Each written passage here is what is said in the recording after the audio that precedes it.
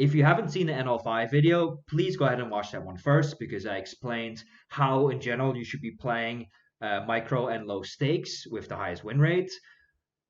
I'll still be covering multiple similar topics today. The games are just going to be slightly tougher when you double stakes.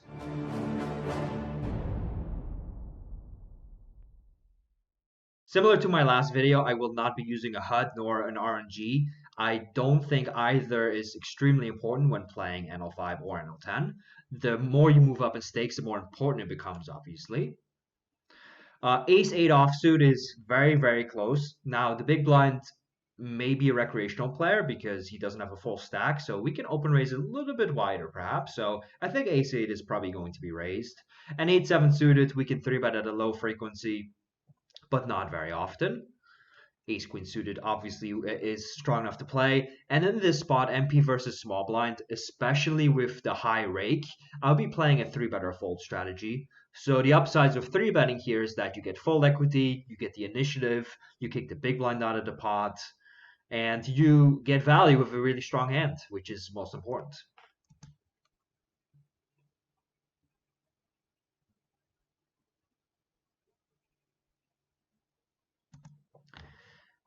Our villain opened to 3x, which means we'll be sizing up a little bit. So I chose a sizing of 12.5. I think slightly smaller might be better, but I don't feel too strongly about it. If anything, you could size down a little bit at lower stakes, where a lot of players just play their range and they don't really pay attention to the sizing. So if you're playing, conversely, if you're playing against recreational players who call every 3-bet and they don't really care because they think, well, it's only a few dollars, right? I can afford that. I'm calling either way. Then you can perhaps size up. But then you do have to be careful not to 3-bet super wide out of position because part of the reason we 3-bet is just to get a fold. But if your opponents barely ever fold, then hands that don't play very well, you prefer to just fold against a recreational player.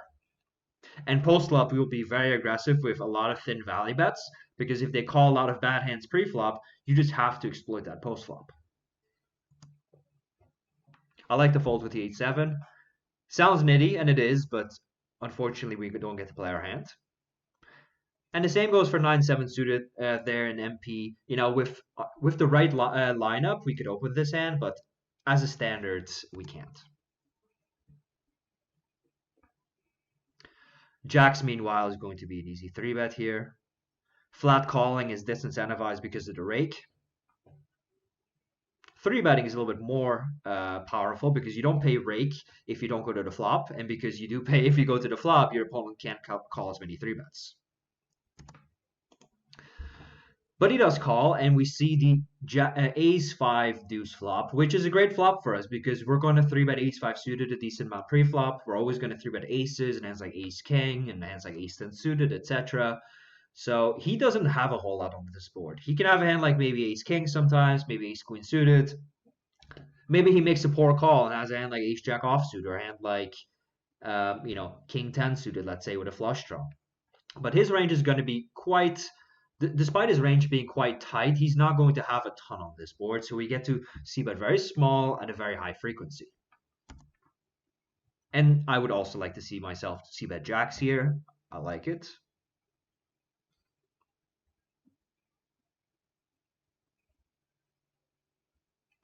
And despite the small sizing, he's going to have to be pretty tight here because he just doesn't have a whole lot. Ace-10 suited is mostly 3-bet, not always. It's a hand that obviously is ahead of his cutoff opening range, and it's a very playable hand. And we have an ace in our hand, which means the chance of getting 4-bet go down dramatically. 10-5 suited would not be standard open. I would usually recommend 10-6 plus, but if you believe that the blinds are not that strong, then opening up your range a little bit makes sense. Now, I tried to play fundamentally sound, so I think I can get away with raising 10-5 suited on the button, but that's because I'm used to playing much tougher opponents, right? So if let's say you're competitive with these regulars, then starting to open a range you could open in theory if you have a large edge doesn't make sense, right? So perhaps adjust a little bit, but don't go too crazy. Deuces is a very standard open on the button. Deuces is an overrated hand in general, but on the button, it's always a raise at 100 big blinds.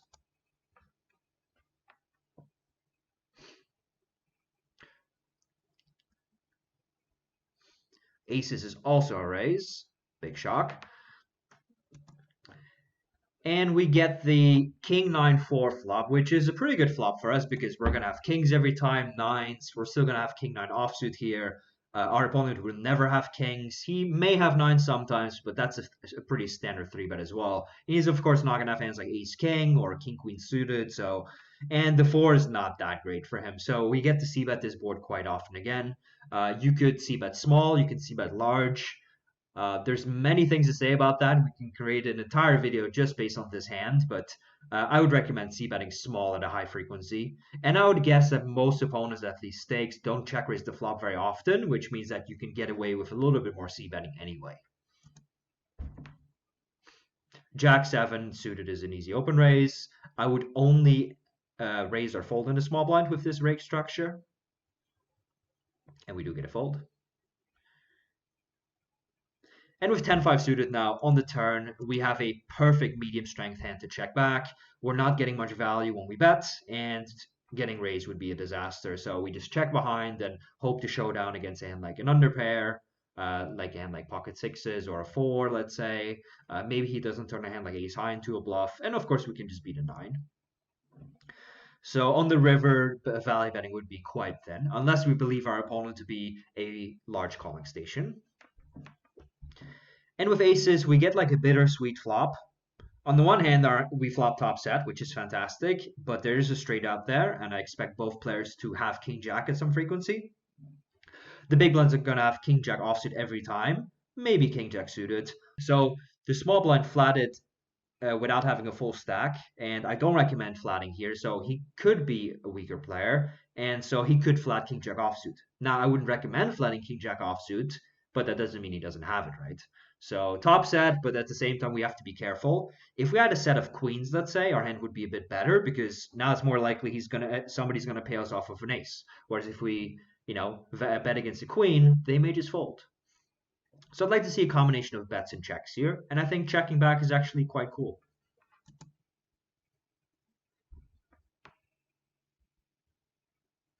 Tens is obviously open raised from every position.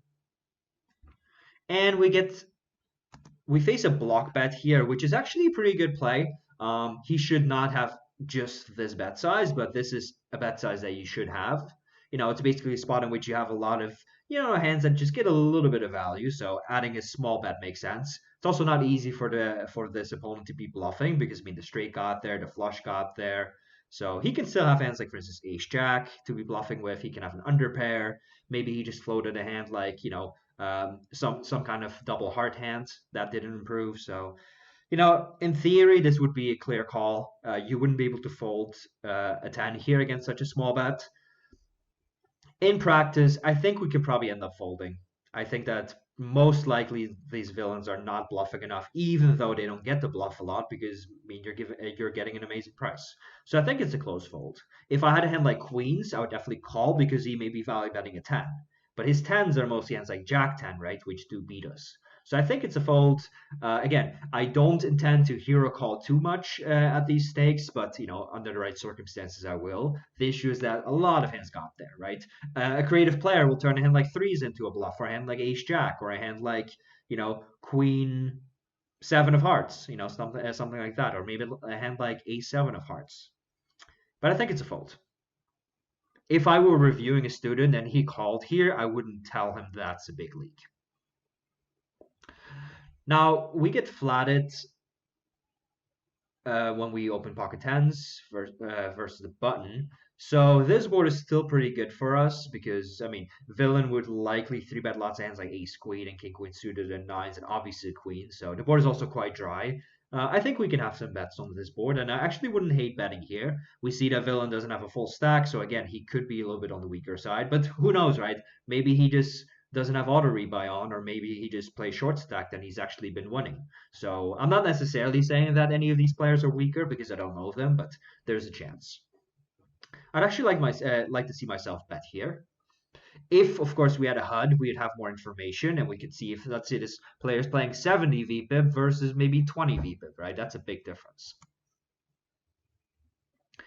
Well, we were in a bit of a conundrum with aces, but the decision has been made quite easy. I think flat calling here is the best play. Our opponent only bets small, so I'm not so afraid of king jack, but I think this is a nice hand to slow play.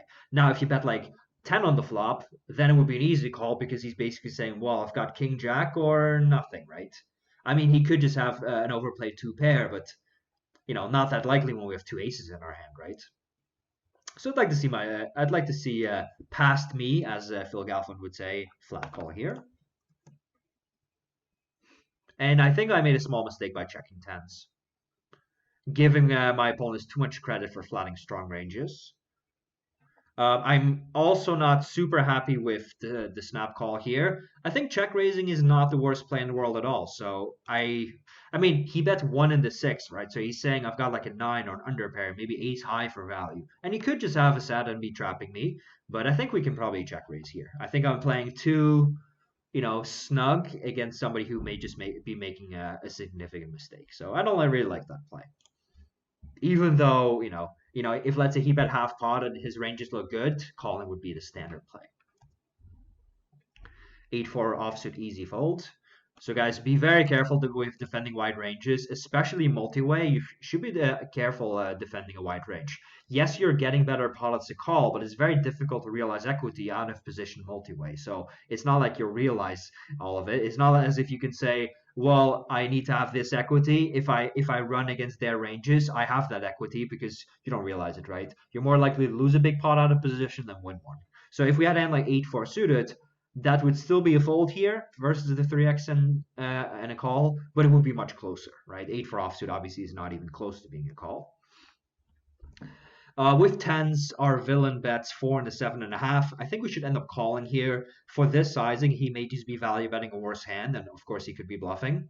Having 2 tens specifically is not fantastic because some of his bluffs contain a 10, but I think we can end up calling here. I mean, if he bets something like 10, at this point he's repping a good queen or better, right? So then it would be much closer to a fold.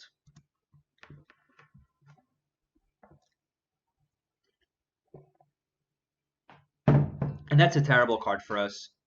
I mean, it's not the worst card for our range necessarily, but if he were bluffing with a hand like king 10 or king jack, he got there, or maybe some random king.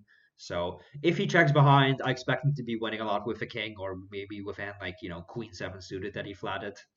And I'll just be folding.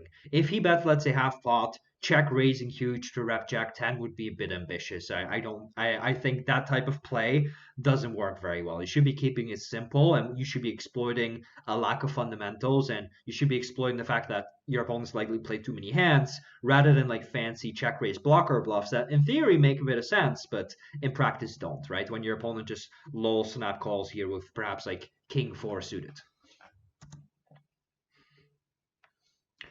So it's an important point I would like to make.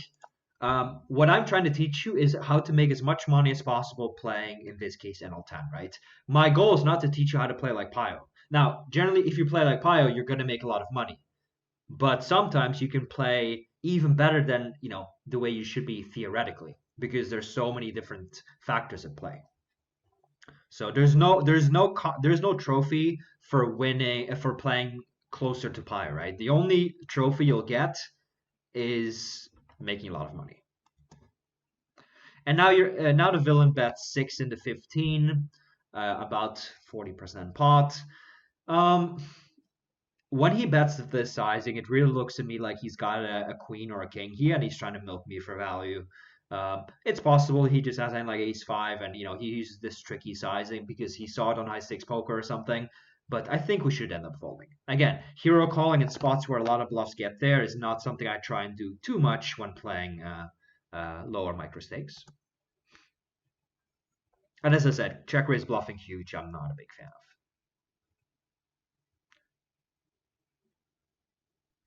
And we get about the worst possible run out here with the aces. So Gromek checks again. I'm not sure that Bazar is representing a 9 too well. He would have to have in like ace 9, which I do block because I have 2 aces in my hand. So for this sizing, it's possible he has in like 2 pair, just like a funny, stupid hand. So I think calling 4 to win a pot of what's going to be 20. I think we can end up calling here. I think he can have a random weird hand, and I think he can have two pairs sometimes. So it's obviously not a great spot. Had he bet something like 10, I think we should have folded, right? I mean, it's just a horrible run out. We do have to worry about a little bit about Gromek behind us, but not that much. I think it's a close call.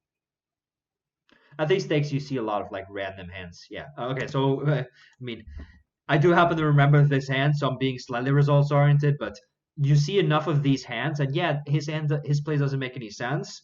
But if the hand is in his range, it's in its range, regardless of whether or not it makes sense. So, I mean, I don't mind his pre-flop defend, but obviously the flop lead, I'm not a fan of. The turn, I guess it got checked through to okay, but on the river, I mean, we both have so many kings, right? We have a nine sometimes. We can have a couple of flushes. We can just I could have just checked back the turn with hand like ace queen. His value bet is too thin. So this is a mistake, and that's one of the reasons I call, because he can still show up with some random hands like these. But that's okay. He made a mistake, but that's fine, right? Everybody makes mistakes. Generally, when I review hands and solvers, I see that I played them wrong quite often. I mean, if I knew how to play every single hand, why study at all, right?